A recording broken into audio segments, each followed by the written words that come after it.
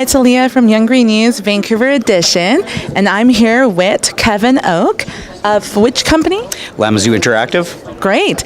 And he's got some exhibits here on both virtual reality and augmented reality. So maybe you can tell us the difference between the two? Yeah, absolutely. So virtual reality, which we've got over on this side of the booth, it's an immersive enclosed experience where in a closed headset, you don't have any sort of contact or immersion with the outside world, completely virtual and closed. Whereas augmented reality, the content is augmented, immersed as part of the real world. It's augmenting our reality. Absolutely. And you're using for the augmented reality experience Hololens, right? Yeah, so it's the Microsoft Hololens. It's a new device. It came out last year. It's not available to the general public. We were actually one of the first companies in Canada to start using it and developing for it. Fantastic. And so we'll do one by one. So this virtual reality experience, it looks like we're going into the jungle. Can you explain how that experience is?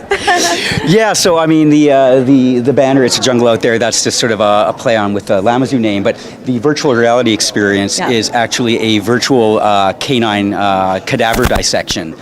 So the idea is to allow veterinary medicine students in universities to get familiar with the anatomy and surgical procedures without having to actually work on cadavers, which are generally retired racing dogs or shelter dogs that have to be put down because there's no place for them. Oh wow! This is an ethical replacement, high-tech ethical replacement for cadaver dissection. Absolutely. So is this currently being used right now, and where? So the VR and AR software isn't currently being used. We've just unveiled debuted them to the world last week at a major veterinary conference in Vegas. The software that we are selling is on the iPad, Windows, and Macintosh. That's called Easy Anatomy, and that's being used at University of Pennsylvania, University of Saskatchewan, Adelaide in Australia, Missouri, over 70 universities worldwide. Fantastic. And you are based in Vancouver? Victoria, actually. Oh, wow. Yeah. No, there's a huge startup hub or technology hub happening there. So could you tell us a little bit more about the tech startup hub in the Victoria community?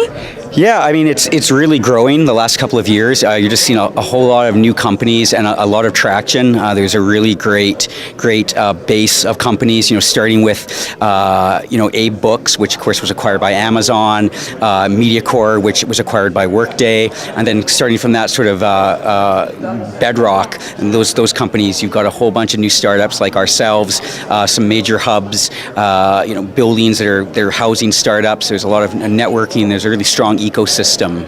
It's really exciting. Fantastic. And let's take a quick look at what you've got on the virtual reality side with HoloLens. No, this is the augmented reality side. Yes, get the two straight. Mixed reality.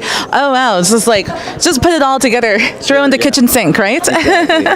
So tell us a little bit more about then this experience, the augmented reality experience, if we were going to try this out.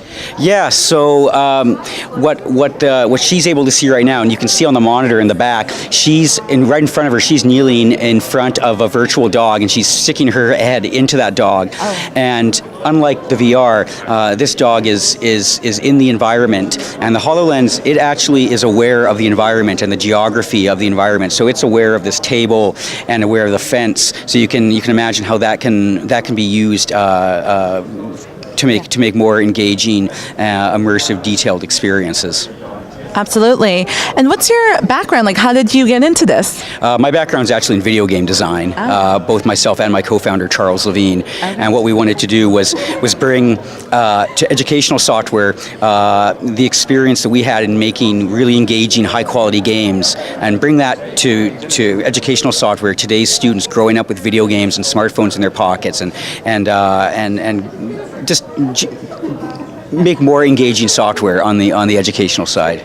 And at the same time, save some animals. At the same time, save some animals. Absolutely, that's a win for everyone. Absolutely. I used to actually work in the video game industry myself. Oh, wow. At EA Sports. There we go. I think that's where everyone starts. I think so, in Vancouver. It's such a big, a studio that they have. Were Yeah. you in the Burnaby location? Yes, it was. Oh, maybe we're on the same. They're at the same time. Yeah, exactly. You never know, right? Absolutely. So, well, great. Thank you so much, No worries. Kevin. Thank you. Yeah.